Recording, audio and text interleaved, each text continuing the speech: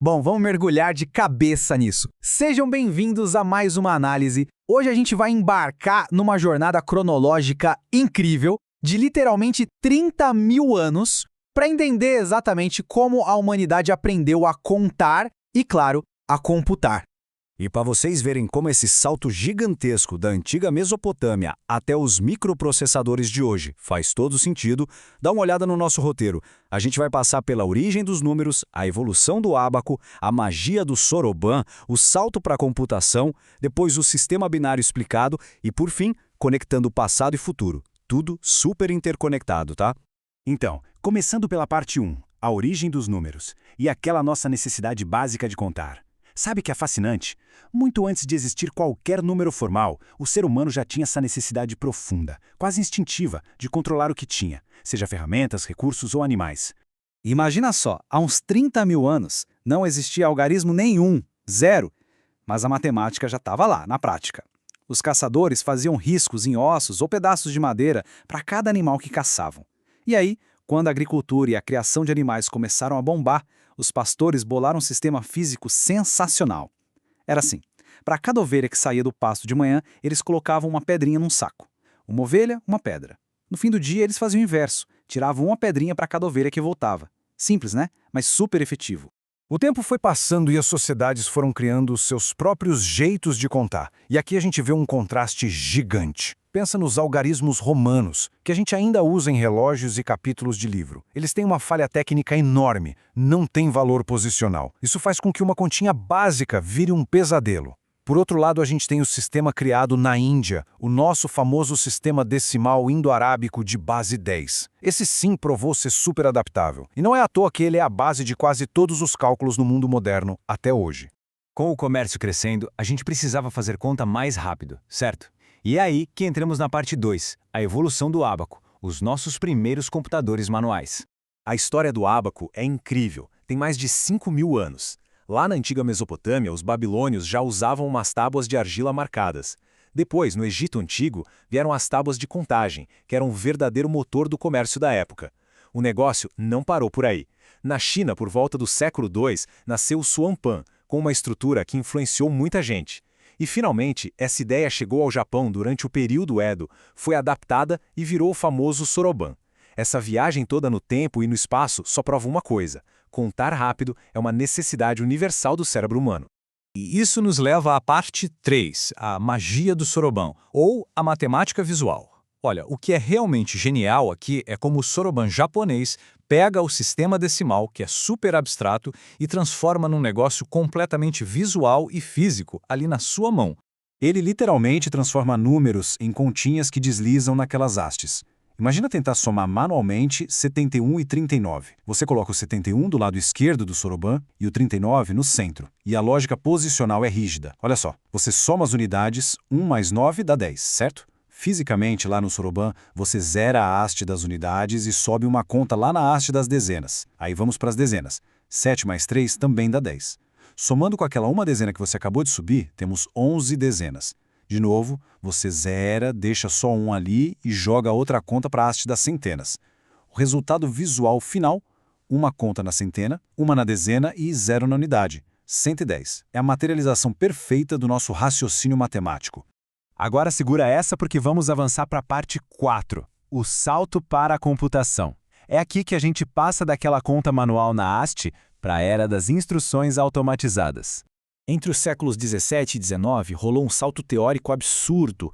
Gênios como Pascal e Leibniz começaram a tentar automatizar tudo isso, criando calculadoras mecânicas.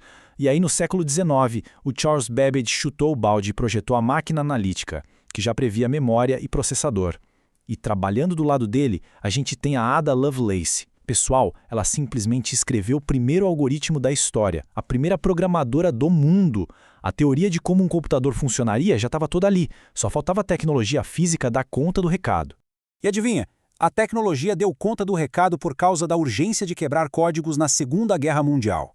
Lá em 1944, no Reino Unido, o computador Colossus usava mais de 2.500 válvulas eletrônicas para decifrar mensagens nazistas. Enquanto isso, o Alan Turing amarrava toda aquela lógica computacional. Nas décadas seguintes, o avanço foi meteórico, juro. Nos anos 50, a gente trocou as válvulas por transistores. Nos anos 70, boom, microprocessadores e PCs. Até chegarmos nos anos 2000, com a nuvem e com smartphones que têm um poder de cálculo que aqueles pioneiros nem em sonho conseguiriam imaginar. Só que para todo esse show tecnológico funcionar de verdade, a linguagem teve que mudar. E é aí que entra a parte 5, o sistema binário explicado. A gente teve que trocar a nossa base 10 humana pela linguagem eletrônica microscópica. Sabe qual é o segredo da computação eletrônica? Simplicidade extrema. A gente, humanos, adora o sistema decimal, de 0 a 9, que é perfeito para os nossos 10 dedos e para instrumentos como o soroban. Mas os circuitos eletrônicos não estão nem aí para isso. Eles usam exclusivamente o sistema binário, base 2.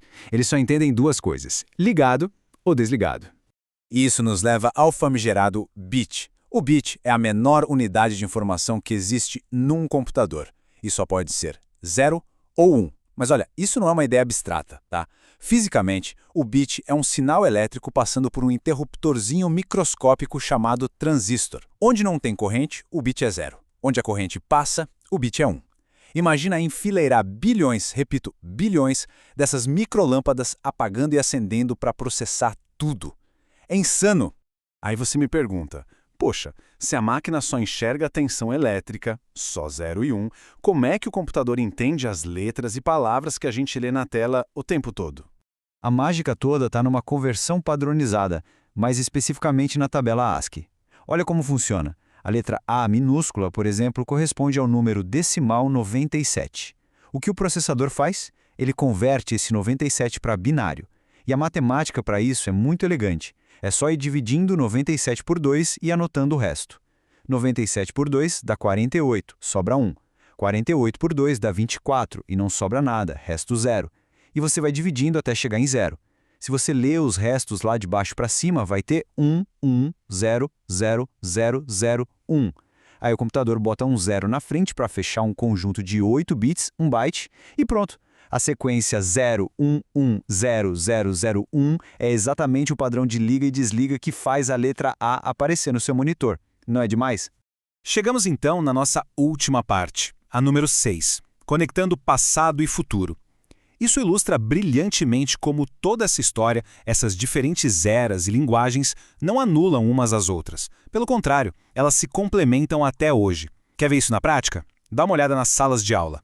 A gente tem um exemplo fantástico na Escola Municipal Olga Gutmann Benário, lá nas turmas do 6º ano, nos projetos do professor Darcy Júnior. É muito legal ver a molecada praticando um raciocínio lógico físico na mão, ali no soroban antigo, e logo em seguida acessando videoaulas, conteúdos e testes num Google Classroom da vida. É literalmente um encontro tangível da matemática de milênios atrás com a plataforma digital do século XXI. E faz todo sentido, porque a disciplina de cálculo mental forjada lá no soroban é a exata mesma lógica usada para entender a eletrônica de hoje. Esses alunos pegam esses conceitos, montam circuitos virtuais lá na plataforma Tinkercad e depois vão para o mundo real usando placas de Arduino Uno. Com os LEDs, resistores de 150 ohms de protoboards, eles conseguem montar mini semáforos. E para fazer a coisa toda piscar e funcionar, eles programam usando os blocos do Scratch. Ou seja, a base numérica originada há milênios hoje serve para programar comportamentos robóticos de verdade. Tudo está conectado. No fim das contas, a base de tudo se resume a computar, calcular e encontrar jeitos sempre mais eficientes de processar informação. Quando a gente olha para essa jornada impressionante, que saiu de uma pedrinha no saco de um pastor, passou pela precisão do soroban e chegou na programação de circuitos eletrônicos inteligentes, fica aquela grande pergunta ecoando. Qual vai ser o nosso próximo grande salto nessa necessidade humana infinita de computar? Bom, fica aí a reflexão. Muito obrigado por acompanharem essa análise de hoje.